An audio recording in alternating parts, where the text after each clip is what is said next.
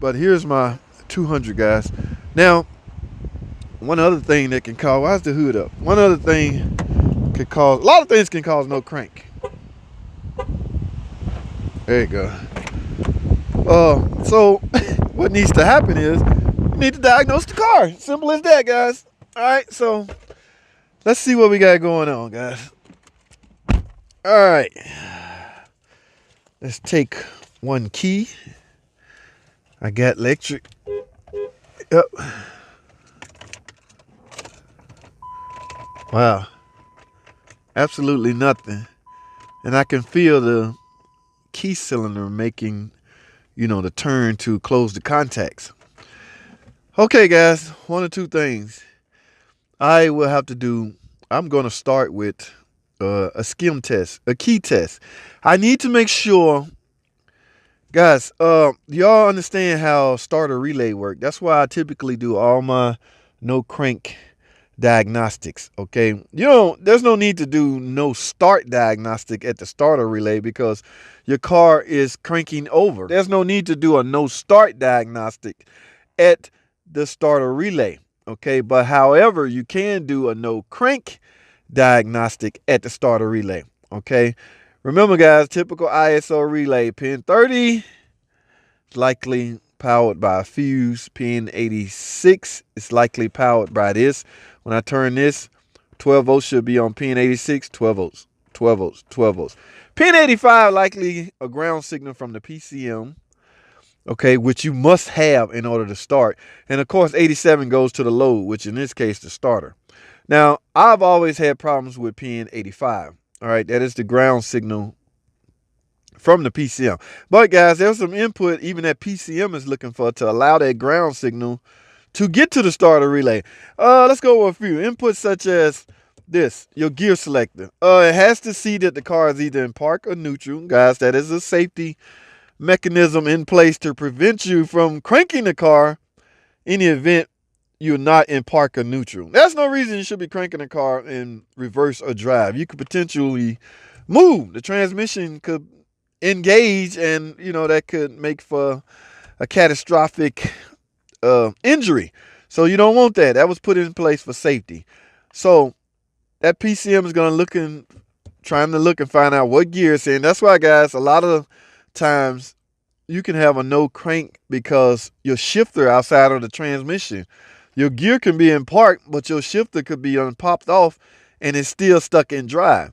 You will not get a no crank because technically the transmission range sensor is snitching on the transmission, telling the computer, wait, the car is in gear.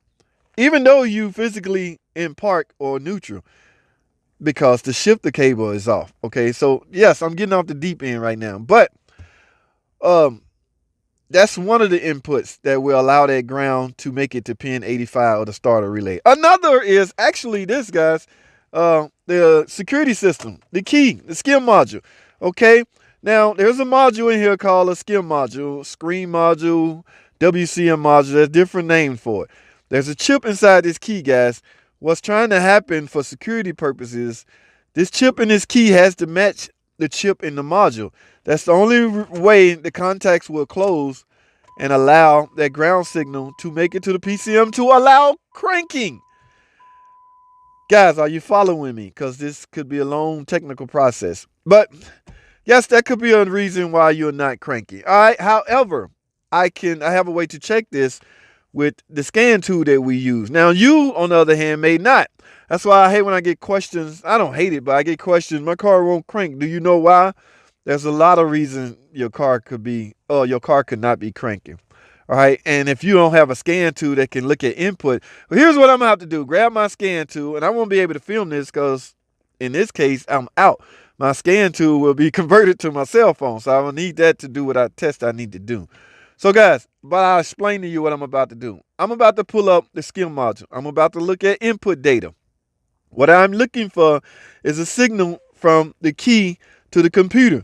Now, there's a feature on input data that will show when I turn this to start, that one of those features should go to start, okay? Signaling this input is there. If you turn to start and that signal is not there, then yes, you have a problem, communication problem with the key or the skim. So you need to take your diagnostics further. Okay, in fact, I can't go any further until I do this. Y'all know I do not like pushing cars into the shop. So knowing that, I am about to do this diagnosis right here. And guys, again, I apologize. I can't film it because I need the phone to act as a scan tool. I'm using servers. Okay, I'm using Wi-Fi servers. But I will find a way to show you guys what I'm talking about as far as those inputs. It doesn't matter what's going on. If the computer doesn't see the signal being transferred to the module, it's never going to crank, guys. It's just the way it is. All right. All this stuff was put in place for security purposes, and it is doing its job. It's kind of hard to steal these cars anymore without the proper keys. Okay, so let me show y'all where I am. Remember where we left off, guys. I have to find out input outputs on my scan tool. I have done that.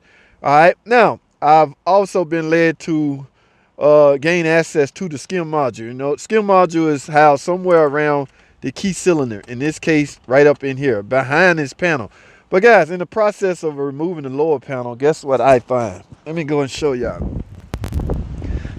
All right, guys, that's right, guys. A lot of electrical stuff going on under here. I don't know if this a alarm system or a pastime. Have you guys heard of pastime?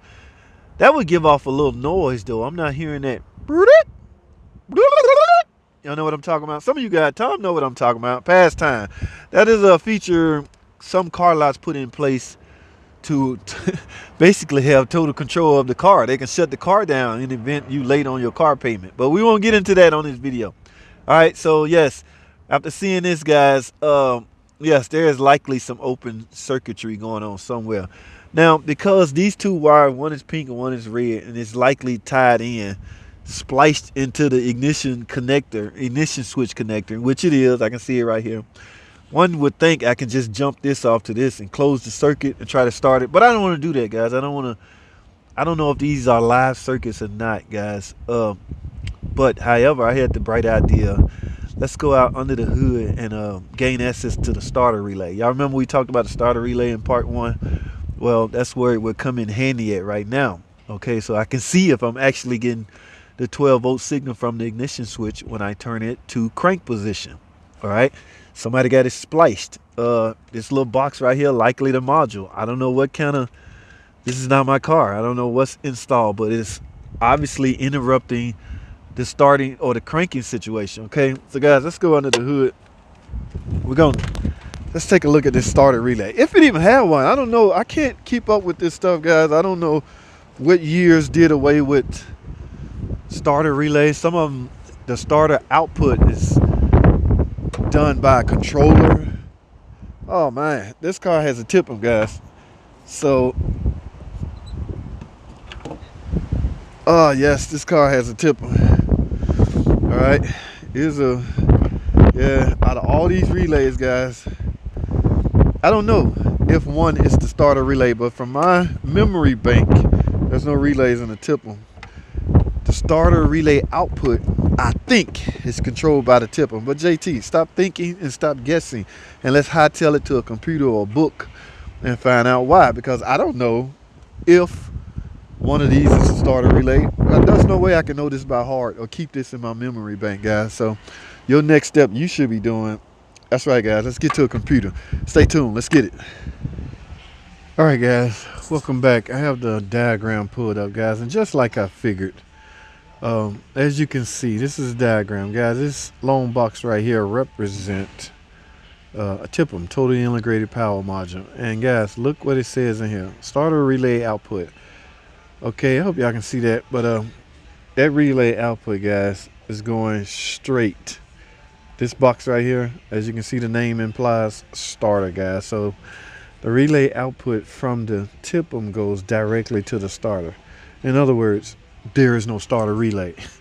Okay, yes, some of the TIPM operated vehicles use drivers inside the TIPM. Remember, guys, the TIPM took over a lot of the responsibility of other modules, other components, all kinds of things, guys. So that TIPM is very important. Now, could that be a problem? Absolutely, guys. That's why diagnostic is so crucial in order to get it right. Okay, now this TIPM is on the bus, so which begs the question, can you look inside the TIPM and monitor input and outputs? Can you in fact actuate this starter relay driver and manually make this starter spin over? We're gonna find out, guys, but for the record, okay, let's go over the starting electrical system. Guys, this is the starter with all starters, okay? Pretty much starters going to be grounded at the block. Some may have a ground wire coming out of it, some may not. Red wire, typically a heavy gauge wire going directly to the battery, all right, which is this case right here, okay? Now, spliced in between that cable is a jump post, all right? This is where they want you to do all your jump box operation. It's a physical post on the car, guys, and of course that leads to the battery. Now, this yellow wire likely is the solenoid wire. Okay, that is always led to either a starter relay, physical starter relay, or in this case, a TIPM, which is the drivers control the starter relay output. All right. Now, some would have another red cable going directly from the starter positive terminal post directly to the alternator, which is the case here. All right. So that is starter circuit is fairly simple, guys. In a nutshell, this is the PCM. So the PCM was command based on inputs in the PCM. In fact, here's the ignition switch right here. So I assume, yes, the ignition switch is protected by a 10-amp fuse inside the TIPM. Here we go again. So that fuse has to be good. So it's going to be a lot of, first thing first, guys, we're going to find out if I got 12 volt at the ignition switch, which is right here. If I don't, I should inspect this 10-amp fuse number 4 inside the TIPM. And I'm going to take my diagnosis all the way around. All right, here's a SCIM module. In this case, they call it a node wireless ignition module. All right, it has to have proper voltage, 12 volts and ground to it.